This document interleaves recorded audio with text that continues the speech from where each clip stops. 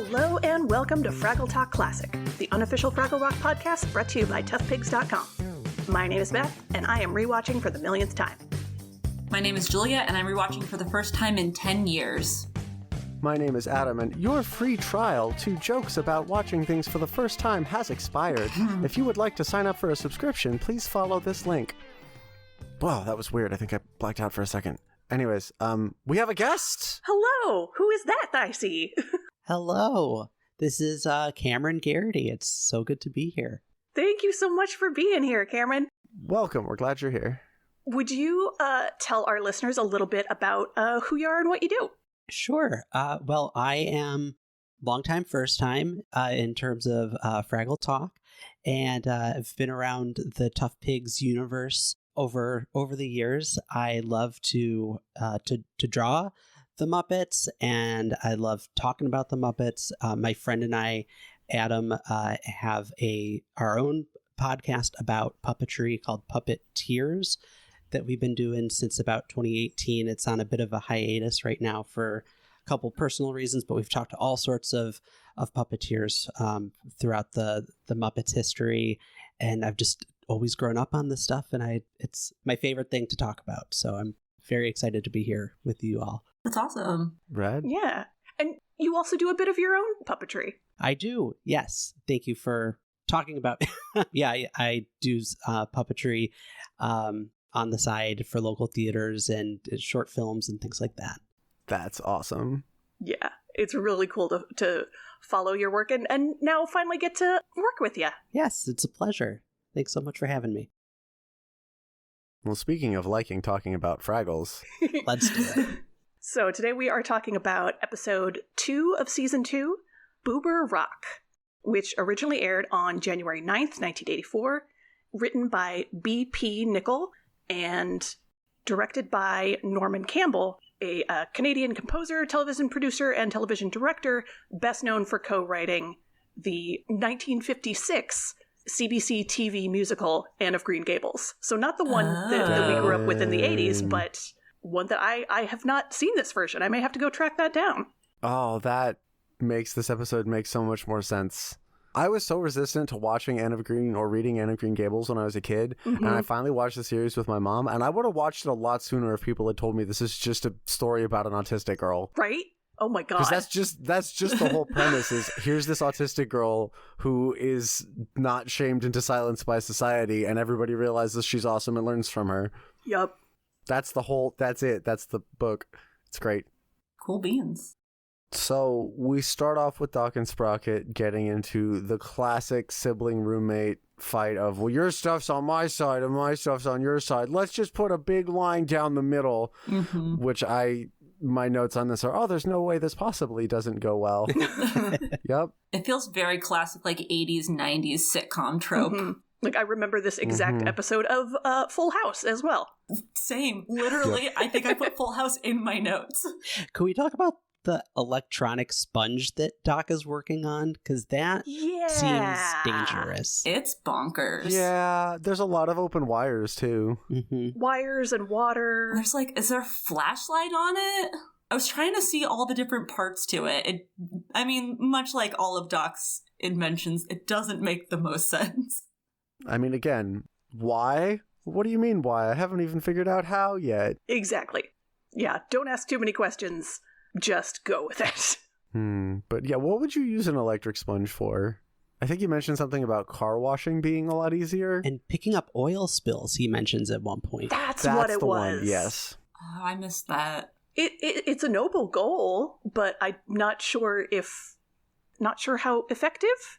I mean, look, nobility isn't everything. Argon is a noble gas, and it'll still kill you if you breathe it. So, I don't know if that's actually true. I mean, probably. Xenon, radon will do it. Radon will definitely kill you. Probably. Again, I don't know. So we cut to Boober and the Fraggles. Well, so the first thing we see is a doozer hanging from a moving construction piece on a crane, like he's karaoke singing Wrecking Ball. And he comes back a little later. He's just hanging out, swinging around, living his best doozer life.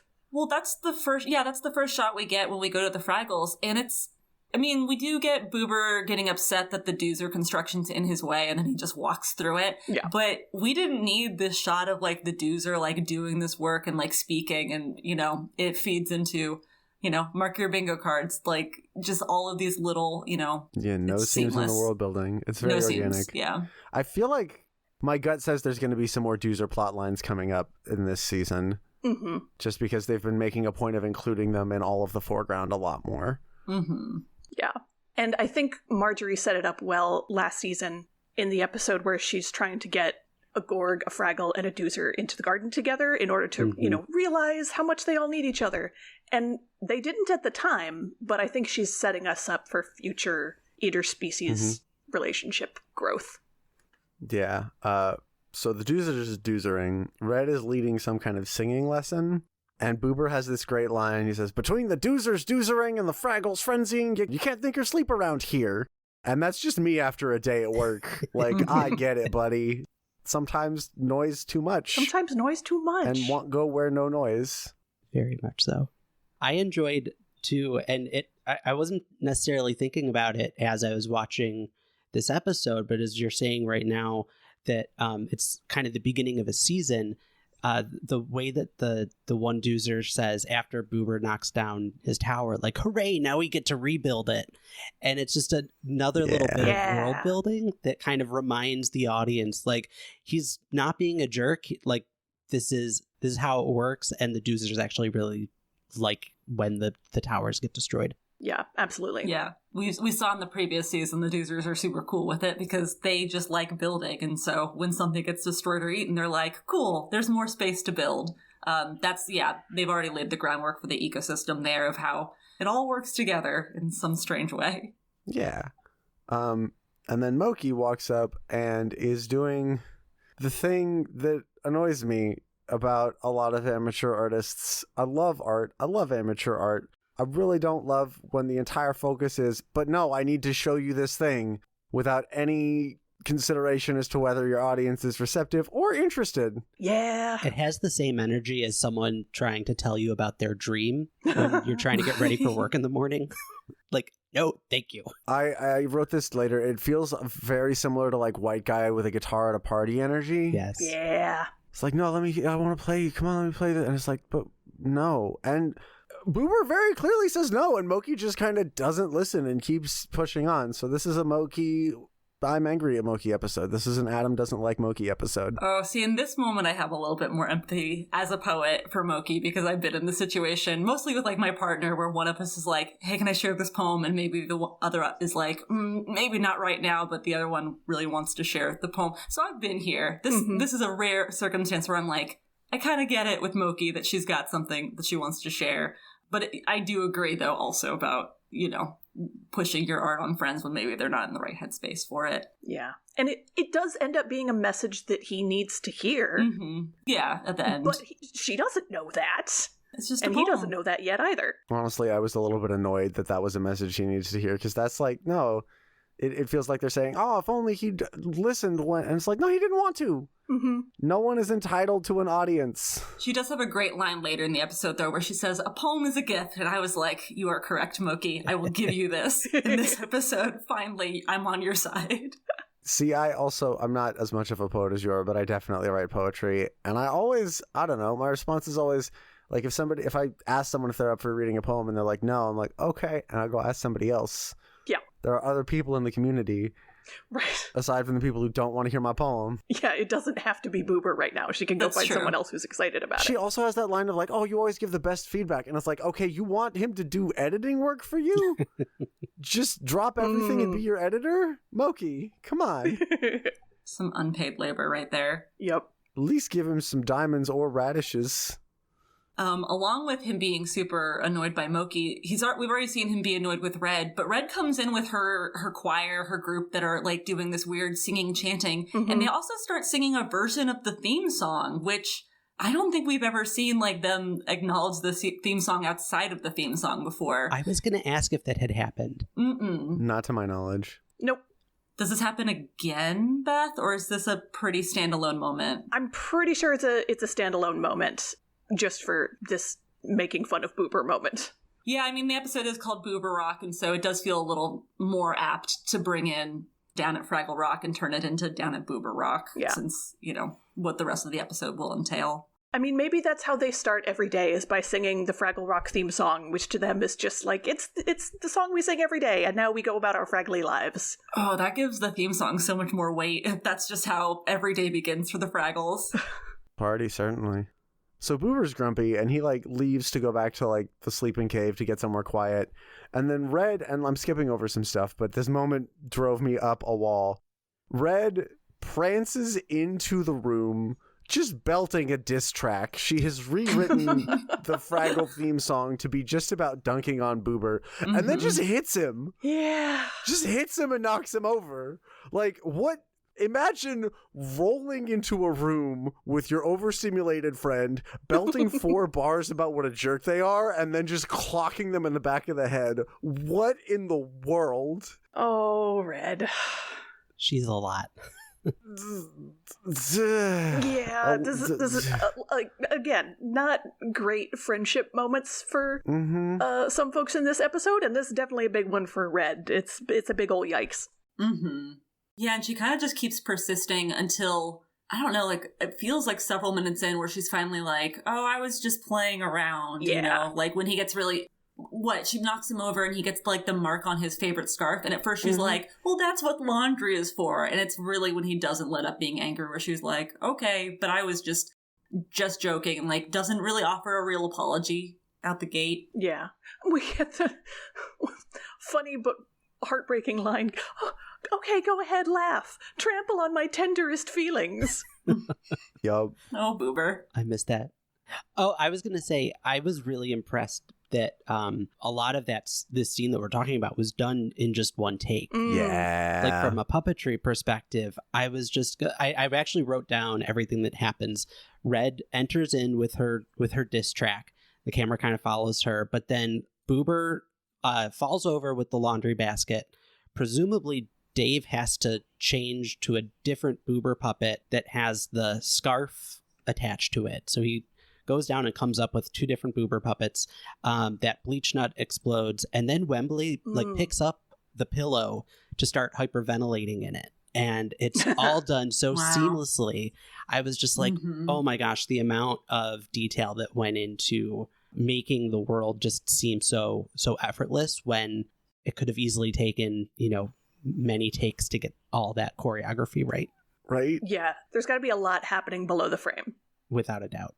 One of the things I'm really enjoying about this season is they're putting a lot more energy into intentional camera work and intentional cinematography instead of just sort of standard sitcom shots, and I really appreciate that. Yeah, I think we talked about that in the very first episode, and in watching a couple other episodes to review for Tough Pigs, I've certainly noticed they've upped the game with cinematography, which is awesome. They don't need to do that. The first season looked great as it was, especially for a kid's show in the 80s, but the fact that they're really pushing themselves, just speaks to the merit of all the people working on this show. Yeah. So the Storyteller gets name dropped, which I was excited about. I was like, the Storyteller, do we get to see her again? And we do, and it's great. But they hear about these boring caves, the Caves of Boredom, and they accidentally break the bleach seed, and Red goes, at least this stuff clears your brain, and that is not how bleach works. No. Yeah. You should not inhale bleach. Bleach clears a lot of things. Your brain, I mean, I guess if you applied it directly it would, but then you don't have a brain, and you need that. Yeah, this is one of those young 20-something housekeeping lessons that it seems like everyone has to learn the hard way, of accidentally mixing a cleaner with bleach in it with a cleaner with ammonia in it. Oh yeah, that kills the man. Yeah. That's when you panically yell to your roommates open all the windows and air everything out. Yeah, don't breathe that stuff in. Put that outside and then don't eat the birds that die. Yep. So maybe it's not true bleach, because it does release this smoky looking stuff. It looks like dry ice smoke. Yeah. So maybe it serves the purpose laundry wise of what bleach does without actually being. So it certainly makes the Fraggles cough when they breathe it in, but they also claim that it clears their heads. So it's good for a moment if you're having foggy brain, but bad long term, maybe? Yeah. Probably. But there's this bit where Red's like, come on, all Fraggles love like loud and play. And then Boober has this great line. I wrote it down. He says, I'm not like other Fraggles then. I need somewhere quiet. Yeah. And God, if that's not a huge autistic mood. That is why he is my spirit Fraggle. He's so good. I remember being so grateful for the teachers that would let me just hang out in their room at recess and read a book because it was quiet there. And there wasn't screaming. Yeah, same. When I was in elementary school. Yeah. This whole Boober getting fed up in these opening minutes, it's very relatable. You know, even folks who I think aren't as much like Boober as we all seem to be can probably relate to at least some moment in their life of being overstimulated and wanting to get away from everybody. Everybody's just being annoying. I want to go be by myself and have things be the way I want them to be for a while. And so then he gets a song. And boy, howdy, I love this song. Yes. There's this amazing mirror shot where it's just him hanging out with him. And it's just this wonderful song about, like, I'm good company for me. Yeah. And the vibe has a little bit of New Orleans in it. Yeah, I checked with our, not Dan Levy, I don't know him, David Levy, fellow Muppet podcaster. And I was, asking in the Tough Pigs Discord, like, hey, is this actually Busby Berkeley inspired? Is that ringing a bell? And he was like, yes, Busby Berkeley, among other early cinema classics.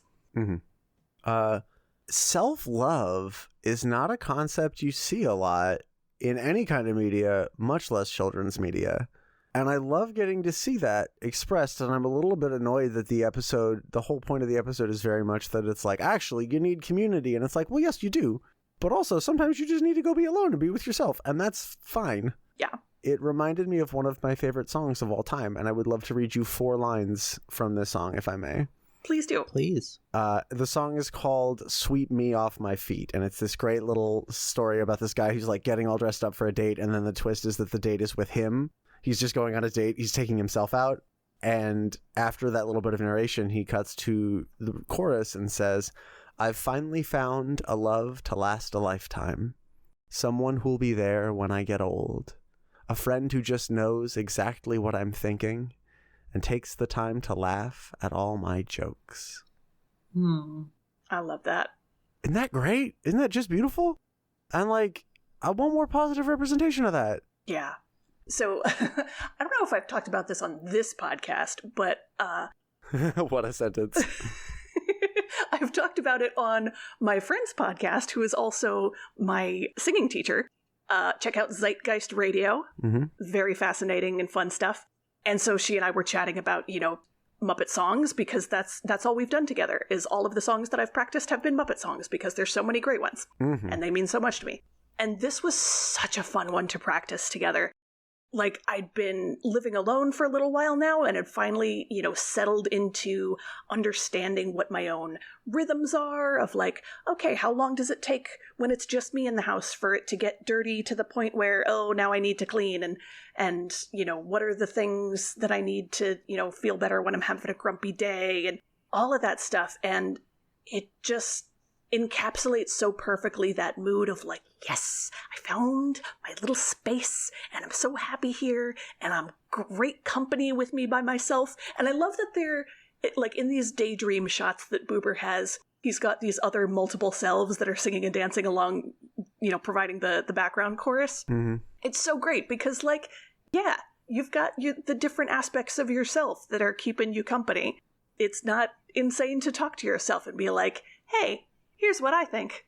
What do you think? Yeah. Or even to just be like, hey, me, how we doing? How we doing right now? It's a good thing. Yeah. I love this for Boober, and I kind of, same with you, I felt a little bit disappointed by the ending, but we'll get there. Yeah. Well, while we're on this scene too, I love any time that they can use the puppet doubles to be something in a scene. They're great examples of multiple Cookie Monsters in a scene or multiple beakers, and to see a bunch of what we know are just extra tools in their tool belt to be able to make the show, but to be able to put them on display in this way is just so charming to me. I'd never get old with that puppet trick. It's so good. It's a lot of fun. Yeah. Especially when they have the right sort of setting to make it seem like it's just sort of an organic part of like a fantasy or a fantastical element instead of there just being like 5 cookie monsters all fighting over a cookie. Exactly. Yeah. And they do that in a really slick way. Like we go from, Boober singing alone in his caves to a daydream shot of him singing in front of a bunch of angled mirrors with, of course, bubbles floating around. I love that shot so much. Yeah. And then he, spins around to, sing to and with himself, and then we transition into now the other Boober puppets come in, and they're dancing with, laundry, and they're dancing around a maypole, and I love when we cut to Boober playing this big harp with a model of his own head as the decorative top to the harp. That was very good. Everyone needs one of those. Oh, yeah. Do you not have one? Not yet. Wow. Get on that. What a weirdo not having a face harp. I've had mine since I was 15. Oh, dang. I need to get on that. Julia, you got a face harp, right? Oh, yeah. I've got 2. Oh, wow. Yeah, oh, that's awesome. Yeah, there's a guy on Etsy who does it. Yeah. Oh, yeah. You know Gary. I do know Gary. Gary's great. Gary's the best. Gary the Beth, Face-Harp I gotta send you a link to Guy. Gary's Etsy shop. Guy. So good. If it's your first face harp, he'll get you 20% off. I don't want to take 20% off my face. I like my face. You know what? That's fair. So Boober decides he's going to go off to the Caves of Boredom because that sounds great. And then we get to come back to Doc, and boy howdy, the thing that you thought was going to happen happens. Mm-hmm. And it's very interesting, and I appreciate the way that they present this, actually, because Sprocket wants his food, which is on Doc's side of the room, and Doc's like, this is a very firm boundary. But then Doc wants his blueprints, and he's like, oh, well, it's just a little rope. And boy howdy, let me tell you, being so firm about your boundary lines when it's somebody else and then immediately minimizing it when it's you is every argument between children that I have ever had to mediate. Oh my God. I get that you don't have an overdeveloped sense of cognitive empathy yet, but buddy, we got to work on that because otherwise you're going to die lonely. Oh. Yep. It also reminds me of when kids check their parents for breaking the rules. No, Mom, why are you having soda? You told us that that's not good for you. Oh, yeah. The relationship between Doc and Sprocket seemed very paternal, dad and child to me in this little scene, more so than usual. Yeah. Yeah. I mean, there's always a power difference between them. Yes. And sometimes it swings a little more in Doc's favor than other times. But in this one, at least to give him some credit, it's clear that he's frustrated when he realizes, oh, shoot, I have to abide by this as well. He doesn't just reach over and grab the blueprints that he wants. He sits down and negotiates with Sprocket. Mm-hmm. Yeah. Yeah. I mean, we're always on Doc for his dog owner abilities. And in this one, it felt, for me, much more just like a crappy roommate situation of, It really did. Which I feel like most people have been in. You have a roommate, you're clashing for some reason, and, hence this trope that has popped up in, we've seen with Full House with sisters, but also it's definitely been in TV shows about college roommates or, adults living together as well for a reason. And so I didn't take any notes this time about oh, Doc shouldn't be doing this as a dog owner, because it's you wouldn't have this conversation with your dog. You wouldn't be okay, you're going to stay on this side and this is my side, because the dog isn't going to understand and is going to be oh, my toy's over here, and go and get it, So I did kind of appreciate, I feel like we talked a little bit about that in the first episode about maybe how there's a slight shift with Doc and Sprocket that we're going to see where, Sprocket has a lot of agency despite, being a dog, and Doc does feed him, things like that. But I do like seeing more of this shift where it becomes a little bit more fantastical instead of Doc being I should feed you, but also I'm distracted, so I'm not going to feed you. Right. It's a bit more, it has a little bit more charm to it for me, and it's just silly.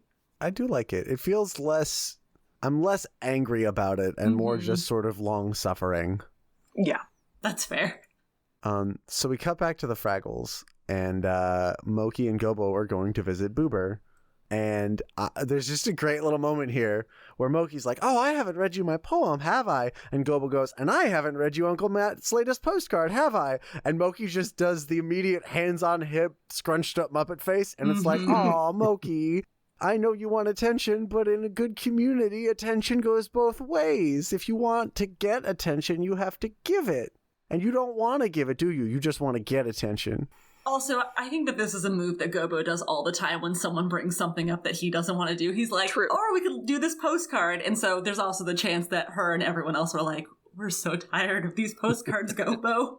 I mean, everyone always has a negative response to it. I just appreciated it as his sort of riposte to the like, oh, you want to read me a poem and you don't care whether or not I want to hear it? Well, I want to read you this postcard and I don't care whether or not you want to hear it. Mm-hmm. And this postcard's about the subway and how silly creatures also travel to and fro through caves in the ground.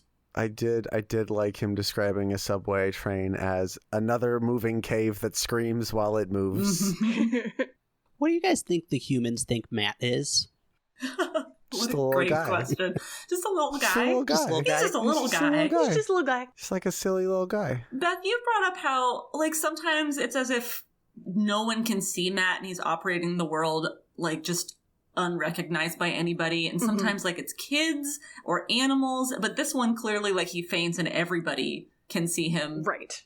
So they see something or someone capable of fainting. Have we seen that before where, like, a group of people are acknowledging him and no one is being like, this is clearly not a person, but we're not freaking out about this being a weird creature or an alien or something. Yeah, I forget which episode it was in last season where he was skateboarding.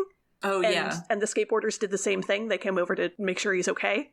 And we've seen him, buy an ice cream cone and, function in human society enough. But we've also seen him be, mistaken for a pig. And right. Well, no, he had a brilliant costume on. He did. He had a pig He was in nose. disguise. Perfect pig. I guess canonically, too, there are Muppets in this Fraggle Rock world, if we extend it to, like, Muppet Family Christmas. So, in theory, they could also just be like, oh, I recognize this guy from television. Right. A small, felt-based person. Yes. There's one other little bit that I want to point out here, especially in terms of just world building.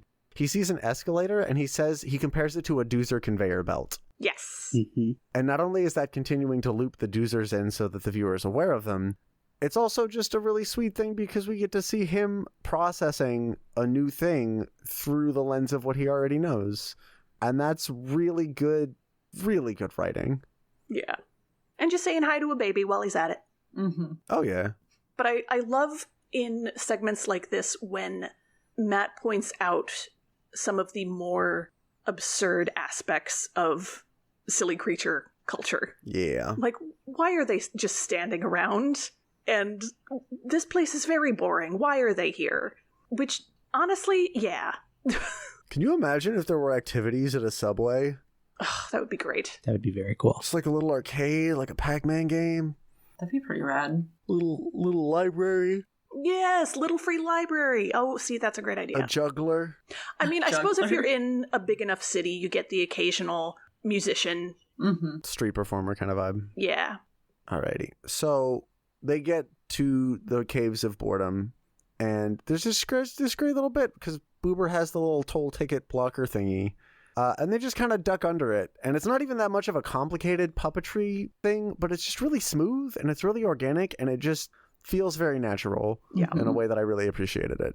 And something they've started, like, even before the postcards started seeding was that Boober is setting up his space and we see all these, like, flowers behind him that are, like, kind of moving and there's smoke, but it's not really clear just yet. But he has this moment before his friends visit him where he has trouble, like, remembering their names and remembering, I think, like, when he's setting up the laundry and can't, like, for a moment remember the names of the different items. And then when his friends appear, he does not remember them right off the bat. He's like, halt, whose goes there? And they're like, it's us. And he's like, oh, yeah, that's right. And you start, like, kind of, for me, I started putting it together at this point, like, oh, okay, there's something going on with these caves and it's tinkering with his memory. And I think it was this part where I think Gobo goes under, but Moki stays out And Gobo has a moment of like also kind of forgetting, but Moki doesn't because she doesn't go into the caves. And I thought that was pretty clever to also like kind of keep conveying what's going on without saying it just yet.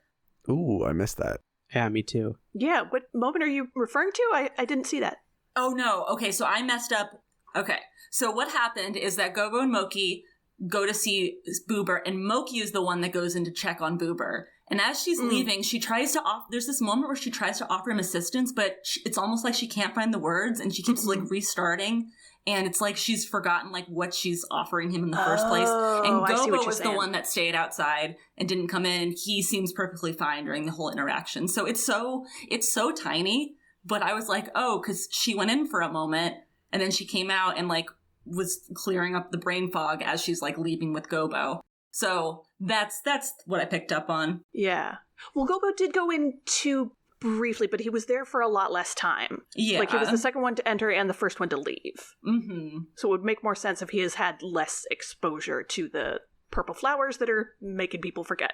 Sure. And obviously, like, I don't think there's like the people who wrote this episode like put it down to a science of how, right, you know, I guess spoiler for how this episode's going, you know, the flowers are making them forget and potentially they're going to eat the Fraggles. I'm not really sure the purpose of these plants, but they, you know, it did feel very intentional, like this moment as Moki's walking away, but it's still like so early and they don't know anything about these caves. You know, it's just like this little tiny, you know, clue of what's going on as we see it with like other Fraggles, because we've already seen Boober several times not like remember his friends' names or his laundry and other things like that. Yeah. Yeah. It was a real nice bit of acting too of Boober clearly not knowing who Moki and Gobo were, but wishing that he did. Like it was very reminiscent to me of Kermit at the end of Muppets Take Manhattan being like, I really don't remember you. I wish I did. Yeah, puppets with amnesia. That was a solid Kermit. Oh, thank you. That was a really good Kermit. Oh, Adam, have you not seen Cam's Kermit work? It's stunning. No. Like, I was so honored when Cam, you did this like Christmas Kermit TikTok that, oh my gosh. So I went on moving right along talking about John Denver and the Muppets at Christmas together and defending how I wish the sad version of Have Yourself a Merry Little Christmas, you know, got played more often, and it's never been done by the Muppets, and how if it was ever going to be done by the Muppets, John Denver and Rolf should have done it. It would have been the perfect time to use that. And then Cam comes along and has Kermit singing the sad version and saying like, "Hey, this can be a tough time of year, and I'm thinking about you, and I care about you." And I was like, oh my god, this is perfect. Can I tell y'all my favorite Kermit moment? I've posted it in the chat a while back, but I want to share it on air. Yeah. So one of the new Muppet movies, Danny Trejo had a bit of a bit part in it. He was one of the people in the jail. It's great because there's a great bit where the jail warden is like, "Good night, Russian mafia guy. Good night, Mexican cartel guy. Good night, Danny Trejo." Yeah, it's great. But while they were filming, his mom passed. And everybody, you know, on set as he was leaving was like giving him their condolences. And he just kind of brushed them off. And then the guy who was doing Kermit gave him condolences from Kermit in character. And Danny Trejo burst into tears. Yeah. Puppetry's powerful. Yes, it is. So, speaking of powerful puppetry, we get to see the Storyteller again. Well, so real quick. But first we get to see Wembley joining and being forgetful. Real quick, I think it's an important thing to note that, you know, when Moki and Gobo come to visit, and you can tell that Boober's trying to, like, you know, brush them off and be like, "I'm fine, nice to see you, go away now, please," that both of them offer help. Like, Gobo says, "We just wanted to see if you needed anything." Mm-hmm. And then as they're leaving, Moki's like, you know, "Hey, if you ever need anything at all," and he's like, "No, I'm fine, get out of here, bye." I feel like that, for me, is what plants the seed of him being disconnected from community, which is kind of the point of this episode. That if he'd said, like, "Oh, actually, now that you mention it, like, I, you know, don't have this thing I need for living alone," or, you know, "Now's not a good time, but let's plan, you know, next Thursday, y'all come over and have tea with me," then maybe Boober living by himself would have been more sustainable, if we ignore the noxious purple flowers. But because they're making him forget, he's unintentionally cutting himself off from his community, and no Fraggle is an island. You can't Yep. you can't be completely self-sustaining. That is not how that works. Yeah.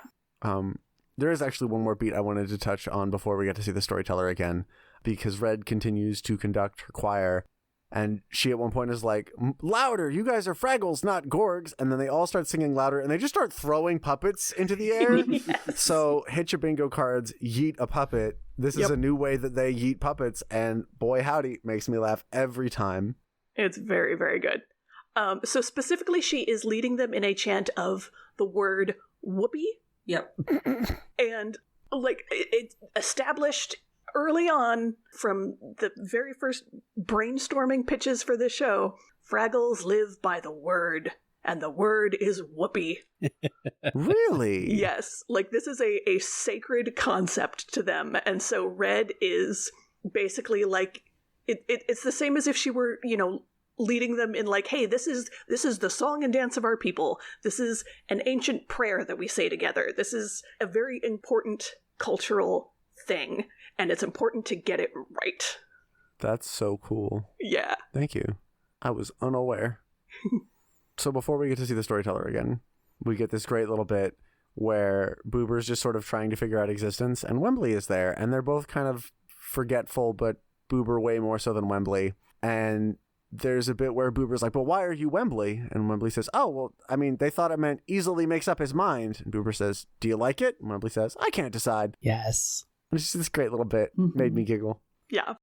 But then the other Fraggles go and see the storyteller, which this is the first time we have a different performer doing the storyteller, correct? Terry Angus, yes, first time. Yeah, this is Terry Angus, and it is one of the few times that a character changes from one performer to another over the course of the show.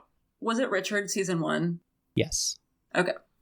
Thank you. I was like, I would have to look that up. Is this also the first time that she's horny for Traveling Matt? Oh my gosh. This is the first time that she's literally- horny for Traveling Matt. God. I was literally about to be, she gets so hot and heavy about Matt in a way that I would be uncomfortable if I was Gobo Yes. or any Fraggle. She gets real thirsty on the main. She's literally swoons at one point. She just she leans back against the cave. She starts touching her body in a weird way as she's talking about him. And it's like, this is a kid's show, ma'am. What are you doing? Ma'am, please. I know you don't actually have pants, but please keep it in your pants. Please. Come on now. Oh, but yeah, she reveals to the Fraggles that the Fraggle squad that the caves used to be called the Caves of Forgetfulness. Mm-hmm. Someone should put up signs. They keep forgetting. They forgot. So the advice she gives is that you have to write down whatever it is you need to remember and then take that list with you. Mm-hmm. Which I in turn wrote, oh, so the Caves of Boredom or the Caves of Forgetfulness are just me living with my ADHD every single day. Caves of Executive Dysfunction. Mm-hmm. Oh, that's just the whole show. Oh God, I gotta put that on a D&D campaign somehow. So go ahead, roll a wisdom save. Mm-hmm. Well, all right, you failed your wisdom save, so you know you should leave, but there's this really interesting crack on the wall, and your leg kind of itches, and oh God, it's been 6 hours. Truly. Oof. My day yesterday. So Wembley and Boober at this point realize that they're forgetting things, and they're like, oh, we got to sing the remembering song. And as soon as they said that, in my head I was like, oh, please let them forget it. Please let them forget it halfway through. That would be so funny. And they did, and it was awesome. Yeah, as they go throughout the song, they start forgetting more and more and more until it's just na na na na something something something. Yeah, there's a great little bit where Wembley comes up with the wrong lyric, and Boober just kind of nods and is like, yeah, that was it. Yeah. This might be me misremembering, ironic because it's the remembering song, but do you guys know the song Cheer Up from Sesame Street? No, I only know Cheer Up by Real Big Fish. Not the same one. But it's a song, I don't remember what VHS tape I had it on, but they're all on the rooftop of 1, 2, 3. Sully's playing the piano.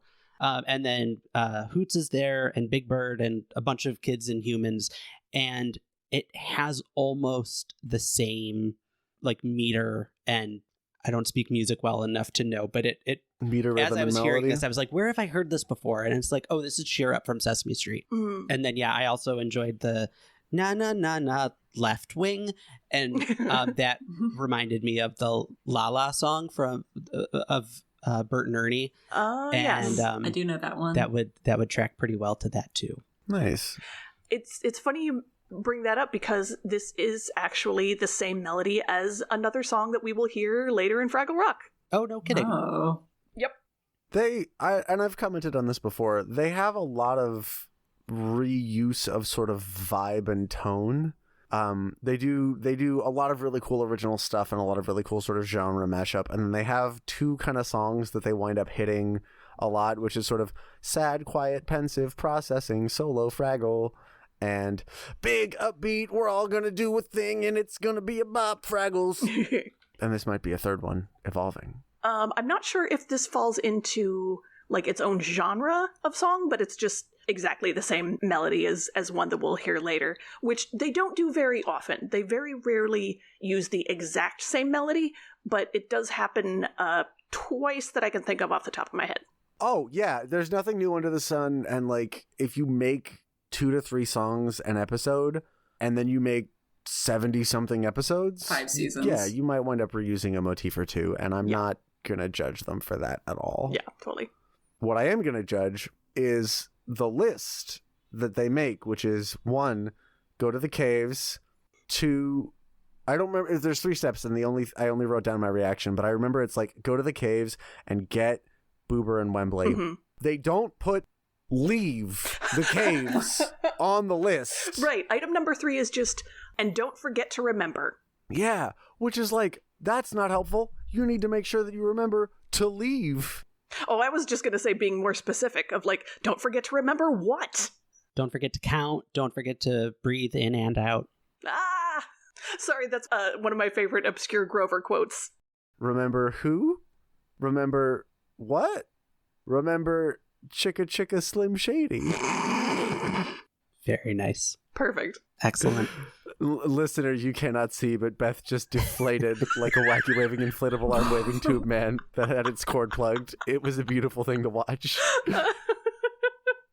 I was just going to say, I tried to give them a little leniency about how not great their list was, because they did have the realization in talking with the storyteller that their friends were in grave danger, and so I was like, oh, they clearly wrote this in a rush on the way to these caves, and were not using their full brain capacity in maybe making a slightly more detailed list. Yeah. So they've all got these cute little pieces of paper somehow stuck to their backs. There's tape to their, I guess they wouldn't be taped. So yeah, somehow like attached to their backs. And then of course, immediately their entire plan falls apart so quickly. Just completely. I also love that Moki's like, I brought the poem so I could read the rest of it to Boober. And it's like, Moki, he didn't want to hear the poem. Poetry ends up saving the day, Adam. Yes. Poetry is the hero of this episode. Is she? Yes. Is she? Poetry. Not Moki. Moki. Poetry. Poetry. Now that I will agree with. That is Poetry not is the hero of Moki. this episode. Poems. I love poems. I love a poem. Gotta love poems. I just don't always love a poet.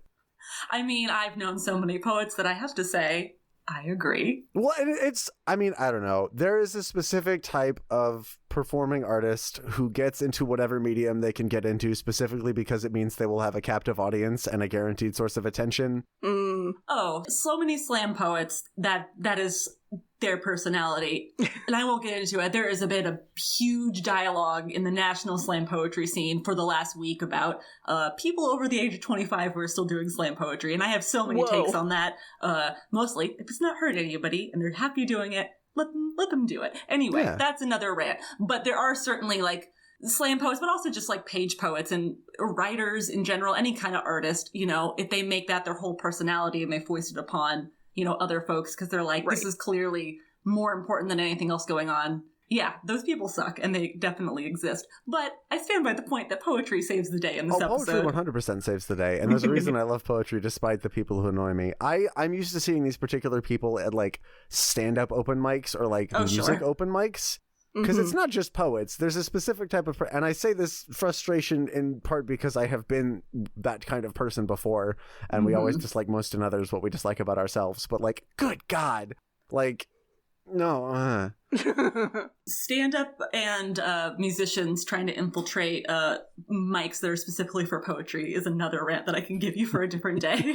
That's a lot of big feelings there. Wild, and I have no idea why anyone would do that. Anyways, point being, those plants are terrifying. They really are. Oh my God. Don't feed the plants, kids. We learned that not only are these flowers, emitting this steam or smoke or whatever that slowly makes you forget, they also have these long, tendrily vines that reach out and grab you and presumably then maybe eat you. I mean, that's mostly what they seem like giant carnivorous plants to me. It seems like, why else would a plant grab a thing other than to eat it? Maybe it just wants to hold it. Well, the storyteller says that, like, two Fraggles, like, named Tilly and Millie went into the caves and were never, like, seen again. And the implication is that the plants ate them or disposed of them. It's left vague purposely because this is a kid's show. Yeah. A lot of nutrients on a dead body. There's a moment where Wembley is, like, wrapped up in the vines, and it looks up. Yeah. Sorry, future Beth, to censor me. Oh, no, you're absolutely right. It looked wild and very dark and creepy. Terrifying. He looked dead. Well, there's also a bit where he's like, I think I've forgotten how to walk. And it's like, that's how the plants do. You forget how to move, and then you just sort of lie there and get digested in live time. It is, that's really like a carnivorous plant, kind of like when, like a Venus flytrap, a fly gets stuck there and then they're unable to move and they're just stuck until they're slowly consumed by the plant. So maybe I'm reading too much into this, but I'm going to do it anyway. Yes. Wait, reading too far into things on this podcast? Why, Beth? The space that I created specifically for that purpose? Does anyone else remember the 21st night of September? Sorry, go ahead. I do remember that. Also the 5th of November. The flash forward 10 years episode of Boy Meets World, where this group of friends that they've established in their college years is having a big old fight, and the audience gets a look at what their lives would be like 10 years from now when Mr. Feeney retires and they all come back together having moved on with their separate lives. And for the most part, they're doing fine. They have some personal regrets, and then the comedic other shoe drops in the form of Eric walking in as he's gone full hermit. Yes. Long brown robes, dances long with shaggy squirrels beard. or something. Plays with squirrels. I do remember this. Yep. I do. Mr. Matthews, Mr. Squirrels. Eric plays with. He has brought his manifesto, this huge tome that has one page in it. He says, everything I know is in me manifesto. And all he wrote was, lose one friend, lose all friends, lose yourself. They were like, that's it? That's the meaning of life right there? And he said, nothing else seemed important. And I remember watching that episode over and over again as a young person and not getting it. Like, I get that they, their lives are not better having broken up as friends than they would have been if they'd stayed together as friends. But that idea of lose one friend, lose all friends, lose yourself didn't quite click for me. I was like, how does losing one friend lead to losing all friends? And I think that's a bit of what's happening to Boober here, because he also does lose a sense of self. Like, obviously, like everything's a metaphor here, but I think forgetting in this instance can be a metaphor for disconnection. Like when you're disconnected from your community and actual forgetting, like forgetting the teachings of your ancestors and the warnings about, like, oh, hey, don't go to the Caves of Boredom because of this really important thing, that there is a certain danger in forgetting those things. And the plants, to me, seem like a metaphor for the people who want to make you forget those things in order to disconnect you from that knowledge of who you are and where you belong and who your people are and the fact that we are all connected and then they will try and, like, not only make you forget those things and then take advantage of you once you have forgotten. I mean, that's classic abuser doctrine, is first you isolate the victim and then you can exploit them. Yep. You see that in abusive relationships. You see that in grand scale imperial fascism. Like, yeah. And I think the beautiful thing for me about this is they were saying, like, look, community safeguards against that. Yeah. Because it does. Having a really good, like, one of the ways that, and I get a little bit personal here, one of the ways that the alt-right and neo-Nazis recruit is they go to depression forum boards. Whoa. Yeah. I was unaware of that particular tactic. Oh, they've been doing that for a while, and I have been talking about this for a lot longer than anyone has been actually listening, because I grew up on 4chan back when there was a few redeeming qualities. They're all gone now. There's no redeeming qualities left. But one of the few redeeming qualities about it was, like, if you were miserable and you went to 4chan to talk about it, people would respond. Mm-hmm. I remember really vividly, I was like 19, I was in college, and I was having a horrible depressive spiral, and I made a post about it on the depression subreddit, and after half an hour there was no responses, and I went and I looked at the other posts, and it was just a bunch of posts like mine with no comments and no upvotes. And I went and I did the same thing on 4chan, and within 15 minutes there were people, like, responding and, you know, offering tips and tricks, or telling jokes to make me feel better, or sharing memes. And some of them were just being jerks, but, like, they were talking to me and I felt less alone. Right. And there are people who will use that sense of offering inclusion and community to brainwash and exploit people into white supremacy. That is a very real thing we need to be aware of. And the way to safeguard against it is to make sure that people have healthy communities. Yes. Yeah. Inclusion is an incredibly powerful weapon against fascism.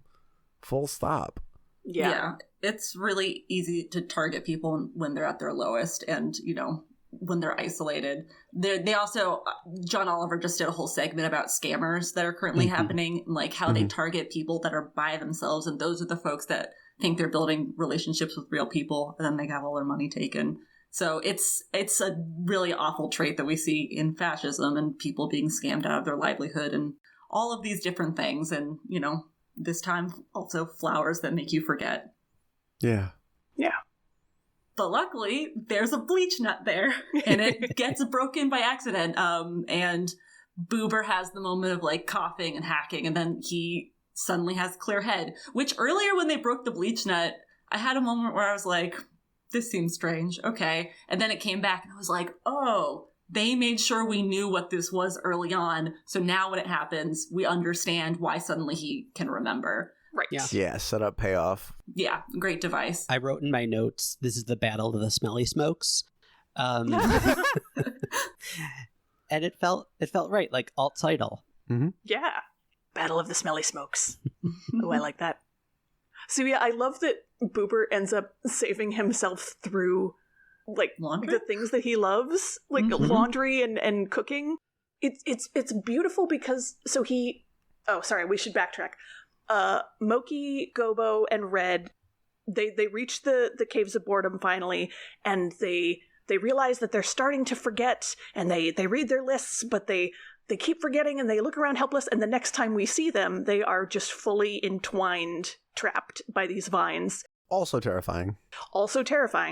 And Boober finds and picks up Moki's poem without noticing that the three of them are just right there.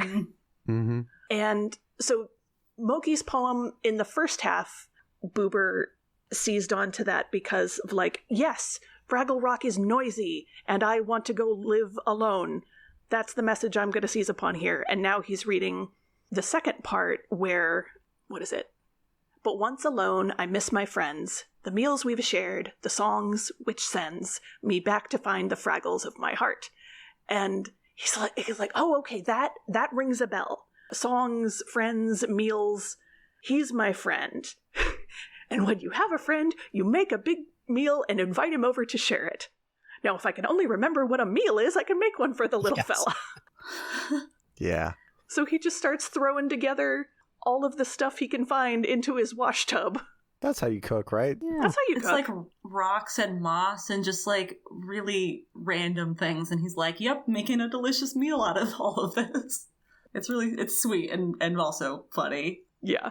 And that's when he breaks the bleach nut. And he has a great line when he's come to, where he yells, like, "Come on, Wembley, you've got to smell my laundry." Yes. Yeah. And so he manages to get everybody out, and it's rad. And there's this wonderful, I love it. It's the trope of somebody who is like flailing to try to stay on top of a chaotic situation, but doing their best because they're being so frantic about it, is really nice. You see that in action movies a lot. You don't really see it in mental situations as much, but it still hits. Like, the beat still lands. And they get out, and there's a great bit that he has. Boober says to Wembley, he's like, "I'm never going to leave. I'm going to stay at Fraggle Rock forever, or at least a week anyway, Wembley." And it's just this great, like, yeah, okay, quiet time is important. Just, in moderation. And it also rings a little bit of, like, fourth wall breaking. Like, don't worry, we're still going to do this next week on Fraggle Rock. I hadn't considered it from that angle, but you're right. There will still be some issues. Don't worry, folks. Yeah. Yes. Sweet. Anybody else have anything they want to say before we cut back to the last Doc and Sprocket moment? When Wembley forgets how to stand up, at that point I was so deep into my Eric plays with squirrels, insane hermit out in the woods allegory that I was like, yes, because when we forget that we need each other, we forget how to be human. Yeah. Or Dancer. Or Fraggle. I also just wanted to say one thing, because I think we skipped over a part where Boober has a bindle as he's going to the caves. Yeah. But as anyone who's ever tried to put a bindle together before, you could only get so much into that little bandana. So he has like a double-ended bindle, which I thought was genius. And I just wanted to give him props for thinking of that. Yeah. And he probably had to go back and make a few trips because his wash tub clearly did not fit in that bindle. Yeah. No, it's foldable. Oh, that sounds great. Collapsible. Collapsible. It's like Doc's bookshelf. So, speaking of Doc, we cut back and they're trying to do like a hostage exchange handoff of the dog food and the blueprints, and Sprocket just winds up cuddling Doc and licking his face. Yeah. And Doc's like, let's get rid of this smelly old line. And there's this great little bit of back and forth. Doc says, "I've been silly, haven't I?" And Sprocket nods. And Doc says, "We both have." And Sprocket does the little thing with his paw. And it's like, yeah, no, Doc, sometimes it's both of you. And sometimes it's just you, buddy. Sometimes it's just you. And that's okay too. Just own it, apologize, and move forward. It's like, yeah, Sprocket was only matching your silliness. It was like, oh, no, if you're going to, enforce this boundary and say that I can't have my doggy snacks that are over there, then I'm going to enforce it right back to you and say you can't have this blueprint. How does that feel? Yep. And then they're going to take the borderline down, except then Doc realizes that it's the perfect clothesline for his laundry. Oh, yeah, indoor clothesline. We can leave it up a little longer. And it's like a nice little tie back to the Fraggle plot because, laundry. Boober, laundry. It's just like a quirky little moment to end on with them where they've resolved it, but he's like, actually though, I gotta do this too. He gets distracted. He's like about to take it down. He's like, it's Doc being neurodivergent, being like immediately distracted by like, oh, this is something else I should be doing as well, and forgetting about, his actions. Yeah. Alrighty, Beth, you want to tell us about the international versions? Yeah, so according to Muppet Wiki, in the UK version, like Doc in the US version, the captain puts out his washing to dry, but gets frustrated as Sprocket keeps getting in his way. He notices that Sprocket has chewed up his favorite book, which infuriates him. The captain divides the lighthouse in two and stops Sprocket from crossing onto his side. However, it begins raining, and the captain can't reach the washing outside because the door is on Sprocket's side of the lighthouse. The captain decides to take down the boundary line as he realizes it wasn't such a good idea. Uncle Matt witnesses traffic wardens delivering, quote, love letters, tickets, and yellow shoes, wheel clamps, to the shiny creatures, cars, as well as seeing how emotional the silly creatures get when they find them. That sounds amazing, actually. I was like, yeah, I want to see that one. Shall we talk about how to make the world a little fragglier? Sometimes when the world feels really muddled and difficult, the best medicine is poetry and laundry. On the heels of that, if you're really excited about a poem you wrote and your friend doesn't want to hear it, go find a friend who does. Don't force your art on people. Art is a gift, and so is attention. Me and my partner should relay that to each other more often. Remember that borders are at best arbitrary, and always establish an us versus them mentality. Ooh. Also, don't feed the plants. It's totally okay to go take some quiet time by yourself, as long as you make a list of what you need to not forget to remember. Make sure you set yourself up for success in staying connected to your community and remembering the important things. Yeah. Alrighty. Cool. Thank you so much for joining us, Cameron. Thank you. Absolutely. We're so glad to have you. Thank you. It was so much fun. Do you want to tell the people where they can find your stuff? Yeah, I'm on... Or at least the stuff you want to share. Don't tell them where, like, your hidden stash of my gold address is.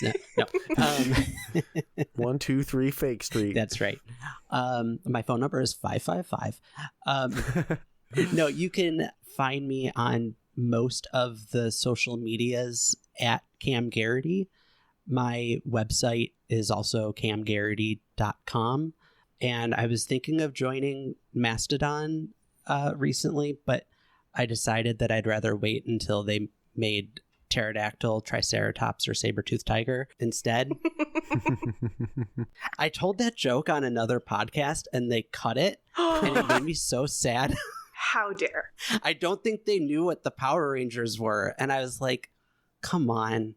Come on. Boo. So, I mean, we could do one better, but also one worse, and instead of cut it, just make it the ending tag. perfect. Whatever you want to do. Beth and Julia, you want to tell people where they can find your stuff? Yeah, you can find me at Beth Anna Cook on social media and occasionally writing stuff for Tough Pigs. And you can find me at Geek Girl Grown Up on social media. I also occasionally write for Tough Pigs, and my poetry doesn't necessarily save the day for most people, but you can find some of my poetry at juliagaskill.com. Hey, you don't know that. That's fair. Maybe it's Once you made put it someone's out into day. the world, you have no idea the effect it has. Very true. Aw. And you write about important stuff, too. That you do. I try. And I also write about a lot of stupid stuff, to be fair. Stupid stuff is great. Yeah. Stupid art is awesome. Stupid art is also important. Yes. One of my favorite writing exercises is to sit down and try to write the worst story I can. It's awesome. Highly recommend. I've been talking up writing bad poetry with high schoolers recently, and how Heck there's yes. nothing wrong with writing a bad poem. Oh, yeah. It's very freeing. Mhm. I'll go ahead. I have a lo-fi hip-hop EP. It is very much a first EP, but if you are curious as to the way my mind processes music, and like any of the very niche versions of, or niche songs that I do covers, if you played Beginner's Guide, I have a cover of a song from that. The Spotify name is Badger Blossom, all lowercase, all one word. If you want to check that out, go for it. If not, I'm not going to worry about it. All right, that is it for this week. Reminder to check out toughpigs.com. Give us a good review on your podcatcher of choice. Thanks for listening, and we will see you next time. Don't forget to dance your cares away. Down at Fraggle Talk. Boom. Fraggle Talk Classic is brought to you by toughpigs.com. Fraggle Talk art by Dave Hulteen Jr. The Fraggle Rock mark and logo, characters, and elements are trademarks of the Jim Henson Company. All rights reserved. The Fraggle Rock theme song, written by Philip Balsam and Dennis Lee, is used with permission. Special thanks to the Jim Henson Company and the entire Fraggle Rock family. For more from Tough Pigs, please find us at Tough Pigs on Twitter, Facebook, Instagram, TikTok, TeePublic, and Patreon. Fraggle Talk Classic is produced and edited by me, Beth Cook. Thank you to Joe Hennis, the Tough Pigs Muppet Fan Podcast executive producer. Thanks for listening, and we'll see you next time, down at Fraggle Talk.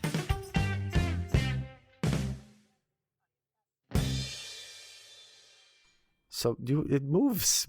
It's missing a screw that... Aren't we all? Right, yeah, exactly.